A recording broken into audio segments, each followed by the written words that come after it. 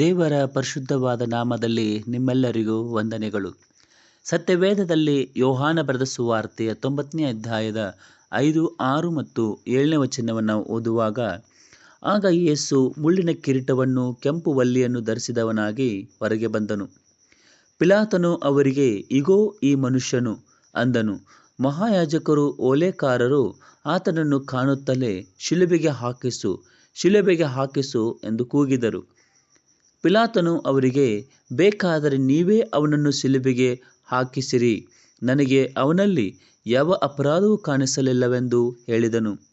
ಪಿಲಾತನು ಕರ್ತನಾದ ಯೇಸು ಕ್ರಿಸ್ತನ ರಾಜತಾಂತ್ರಿಕ ವಿಷಯಗಳಲ್ಲಿ ಆತನನ್ನು ಚರ್ಚಿಸುವಾಗ ಆತನಲ್ಲಿ ಯಾವ ಅಪರಾಧವೂ ಕೂಡ ಕಾಣಿಸಲಿಲ್ಲ.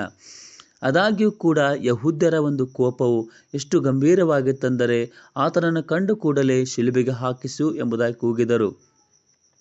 ಯಾವ ಅಪರಾಧವೂ ಇಲ್ಲದೆ, ಯಾವ ದೋಷವೂ ಇಲ್ಲದೆ ಇರುವಾಗ ನನಗೆ ಆತನಲ್ಲಿ ಯಾವ ದೋಷ ಕಂಡು ಬರುತ್ತಿಲ್ಲವೆಂದು ಪಿಲಾತನು ಹೇಳಿದಾಗಲೂ ಕೂಡ ದೇವರಿಂದಲೇ ಸೃಷ್ಟಿ ಮಾಡಲ್ಪಟ್ಟಂಥ ಈ ಮನುಷ್ಯ ಕುಲ ಎಷ್ಟು ಕ್ರೂರವಾದಂಥ ರೀತಿಯಲ್ಲಿ ಆತನು ನಡೆಸಿಕೊಂಡಿತ್ತು.